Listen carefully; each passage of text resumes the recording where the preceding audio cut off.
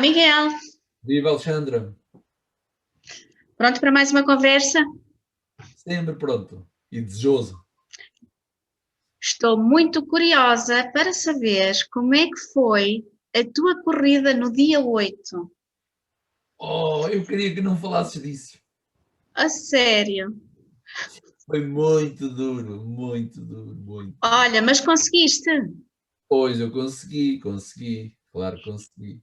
E eu gostava de saber, no meio dessa dureza, o que é que te permitiu concluir o teu objetivo.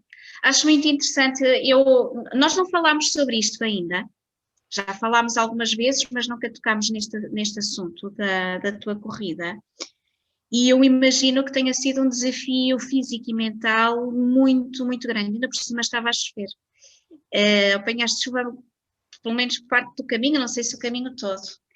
E eu tenho muita curiosidade em perceber o que é que te passou pela cabeça, como é que tu estavas e em que é que pensavas e como é que ultrapassaste os obstáculos físicos e acredito que também mentais possas ter encontrado.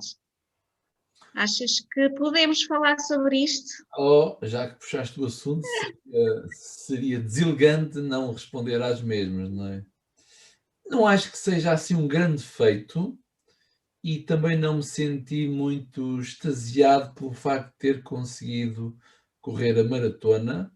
Primeiro, não estava a competir contra ninguém, era apenas o culminar de um processo, de uma meta, ou talvez o cumprir de um acesso de loucura, alguns ali assim em fevereiro, março deste ano, em que ok, olha, este ano vou correr a maratona, não é? E com quarentena ou não, lá aproveitei, fui seguindo, e alguns pontos de aprendizagem aqui fundamentais, não é? É possível atingir o que quer que seja, e como muitas vezes eu digo, é necessário seguir uma estratégia que funcione. A minha funcionou e eu consegui lá chegar. Não no tempo que o Pedro, que é a pessoa que me ajudou, pensou, definiu, mas um bocadinho depois. E porquê? Porque, de facto, uma coisa é aquilo que o outro pensa, outra coisa é aquilo que tu pensas. E foi possível. Primeiro, eu estava preparado para um dia chuvoso.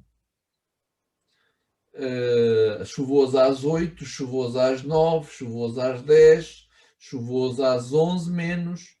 E eu comecei às 8 da manhã, exatamente às 8, e terminei ao meio-dia e 30 e qualquer coisa. Portanto, 42 quilómetros e 200 metros em 4 horas e 34 minutos para principiante, iniciante, parece-me que não é mau, dadas as circunstâncias. Não sou eu que digo, é o Pedro, porque durante 20 quilómetros eu tive que levar com a chuva e com o vento contra mim. O que me parece que também não está muito previsto na prova da maratona, não é? Portanto, a maratona foi apenas a definição de um número, de uma meta, e que fez com que houvesse uma direção e que chegasse àquele dia, àquela hora, começar, continuar, avançar, e de facto a parte final, eu acho que passei por todas as dores do caminho. E o problema não é a dor, mas é a relação que tu tens com a dor que estás a ter. Se a aguentares, aquilo passa. Lá está a velha história. Tudo passa. E depois, claro, houve sempre uma gestão do próprio corpo, da própria resistência, da própria força. E a parte interessante é que quando faltavam 2 quilómetros, estava nos 40 quilómetros, a minha cabeça, eu já não sentia aqui assim as costas. Eu pensava que eram os rins, mas é a dor lombar das costas. Porque de facto, e agora entendo, só passando pela experiência é que se entende, tu necessitas ter uma boa resistência física muscular, nomeadamente abdominal e lombar, para aguentar tanto tempo a pressionar a própria coluna, que vai descaindo, descaindo, descaindo, descaindo, porque estás sempre a bater com os pés no chão. Taca, taca, taca, taca, taca, taca. E há um momento em que ele começa a dar sinal. Ainda bem que só faltavam 2 km, porque se faltassem 10 eu ficava por ali. Não é? A parte interessante também é quando faltam 500 metros e tu pensas assim, só faltam 500 metros, e ainda por cima tinhas meia dúzia de pessoas à espera, que eu não estava à espera de ninguém. Pá. Parece que houve aqui pessoas que foram aparecendo ao longo do caminho, houve um complô. Pá. E quando faltavam 500 metros, parece que ganhei vitalidade, porque eu tinha que partir a meta com energia, pá, com força, com yes, consegui, porque se a partisse assim de arrastos, pá, ou a rastejar, pá, não era lá muito boa, não era lá muito boa imagem para a fotografia, né? Apenas isso. Depois, uma coisa fundamental é que se eu tivesse feito apenas sozinho, eu e eu próprio, mesmo que fosse carregado de água e nutrição e tudo mais, seguramente não teria conseguido. É fundamental ter à nossa volta pessoas a quem nos possamos apoiar e que estão lá no momento a dizer queres ajuda, queres agora, toma lá. Não é? A ajuda do Pedro foi fundamental porque ele tem experiência, não é? E está habituado a provas ainda maiores que a maratona e impressionante, 5 em 5 quilómetros, ou às vezes até menos, toma lá disto, toma lá chocolate, toma lá o gel, toma lá água, toma lá sais, toma, e eu fui nutrindo. Porque uma coisa é estar o dia todo ocupada e de vez em quando paras para comer qualquer coisa. Outra coisa é quando tu começas a correr e tens um processo de 40 e tal quilómetros, acredita que a desnutrição é imensa. Ou desnutrição, ou o que quer que seja, não é? E isso fazia toda a diferença, porque após 1 minuto, 2 minutos, estar a mastigar aquilo, pá, parecia que havia um bust e bora lá outra vez. Pá. E depois muito giro é encontrar no caminho pessoas próximas que tiraram aquela manhã para estar ali e para te dar uma força e que tu sentes um incentivo e bora lá, bora lá, bora lá, bora lá. Muito interessante, uma escola para a vida, não é? Não pela própria maratona, não é? Fiquei em primeiro lugar, fiquei em primeiro, também era o único, não é? E já esqueci-me da medalha, da próxima vez eu ponho a medalha aqui. Olha, Miguel, foi realmente um feito que muito nos orgulhou de eu teres conseguido concluir, né, em condições tão adversas. Em algum momento pensaste desistir? Tu falaste naquele momento da dor lombar, não é? Aí, Como é que teve aí a tua resistência ao longo dessas 4 horas? Tua resistência emocional? como dizia o maluco, eu vou parar e voltar para trás. Mas voltar para trás eram mais 40 para trás. E como só faltam 2, nem que seja de rastos, tu vais lá. Houve 2 momentos em que paro e vou a passo, durante alguns metros, mas logo penso, ok, já estás melhor, mais um bocadinho, tac, tac, tac, tac. E de facto o culminar foi o culminar de correr, mas num passo, num ritmo lento, até porque eu não queria bater recordes de ninguém. Aliás, bati os recordes todos que tinha, de extensão de corrida, de tempos, porque de facto houve treino, houve acumular, e quando tu te especializas no que quer que seja na vida, passas a fazer cada vez melhor e mais e com menos esforço, mas naturalmente chegas a um ponto que o próprio corpo tem limites e há que saber respeitá-lo, há que abraçar esses limites e saber geri-los. Isso também é uma apetência que é fundamental para teres qualidade de vida. Se me permites fazer aqui uma pergunta, ou quais é que tu dirias que foram as grandes lições deste momento e da concretização deste objetivo? Quais é que foram as grandes lições que tu tiraste daqui?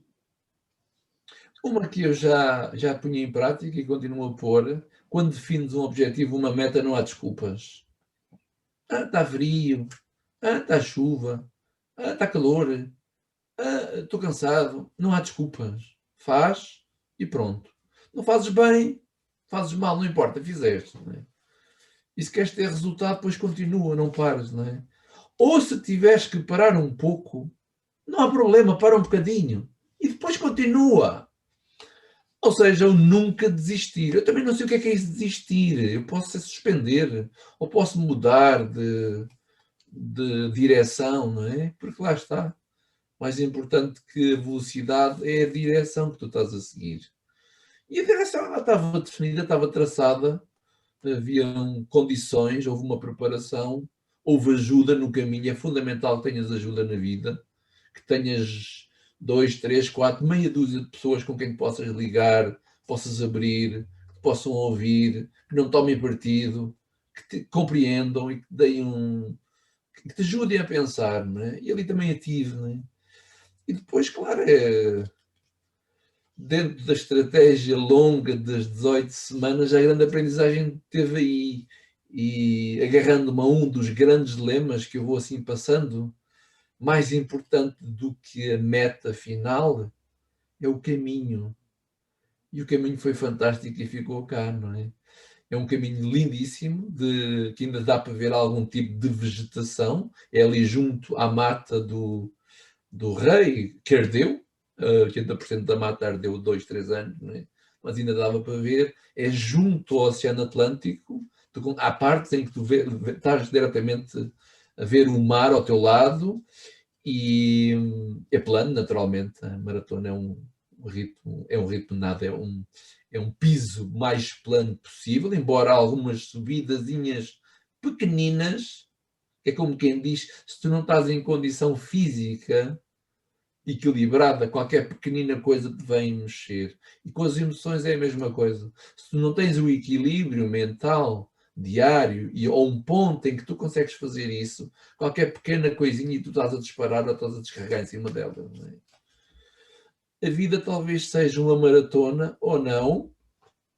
Agora, mais importante do que essa maratona, onde é que eu vou chegar? Ninguém sai daqui desta experiência terrena vivo, ou seja, há uma transição. Também não estava à espera de morrer na maratona, né? Nunca pensei nisso. Agora, e a parte interessante, e talvez a melhor história, né? A melhor história, a melhor lição, depois de teres superado e aguentado a dor, e enfrentado e conseguido, uma semana depois eu fui fazer 12 km com uns amigos. 12 km, o que é isso? 12 km, chupa. 12 km parecia-me assim uma coisa. Oh, isto não é nada, não é? Não é nada quando tu consegues chegar ali. Porque para quem nunca o fez é muito, não é? Portanto, vale a pena definir pontos de superação em relação a todas as nossas áreas de vida. Seja material, seja espiritual, do outro lado, seja relacional, seja afetiva, seja intelectual. Define metas, cresce, cresce, cresce. Com a certeza, porém, que a vida não é só isto. Mas pelo menos nisso vou fazendo. Foi muito curioso teres falado desses 12 quilómetros que te souberam assim a uma coisa que farias com a perna nas costas, se fosse preciso até quase em pé coxinho, fazias esses 12 quilómetros, segundo o que eu entendi. Isto faz-me lembrar algumas práticas que são trabalhadas em desenvolvimento de alta performance, tanto para atletas como para equipas e a nível de empresas também. Quando o treino é muito exigente, não é? Quando os objetivos a que as pessoas se propõem são efetivamente altos, alcançáveis, mas altos, se calhar um bocadinho até mais do que aquilo que efetivamente as pessoas depois vão ter que entregar na vida real, depois na prática, em contexto de competição, em contexto de trabalho normal, não é? Depois de treino duro, costuma-se dizer jogo fácil, portanto fez-me lembrar também aqui esta relação também de pessoas, de profissionais de alta performance, portanto acho que também Temos aqui uma boa ligação e lições a tirar. Yes, é mesmo isso. Miguel, muito obrigada pelo testemunho. Gostei muito. Tenho muita pena de não poder ter estado contigo nessas 4 horas, mas sei que estiveste bem acompanhado. E olha, ficamos à espera do próximo desafio que tu vais propor. Já sei que não será nas corridas, mas certamente encontrarás aqui outra coisa engraçada para te desafiares a ti próprio, e nós estaremos cá para te ajudar e apoiar. E pronto, para terminar, o costume, o que é que queres promover aqui em termos das nossas formações? Estamos a entrar em grande em 2021, já estamos a preparar esse ponto de suporte a quem procura as nossas metodologias em formato online. Mensalmente nós vamos lançando assim o curso de introdução básica à programação neurolinguística.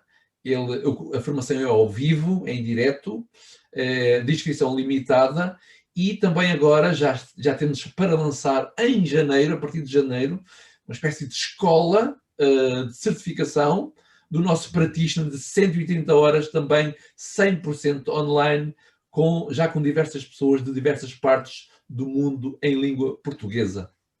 Esta é as novidades para este ano. Muito bem. Boas notícias e bons acontecimentos para 2021. Mas vamos falando até chegar lá. Miguel, obrigada e um beijinho grande. Obrigado, beijinho. Até à próxima conversa. Tchau.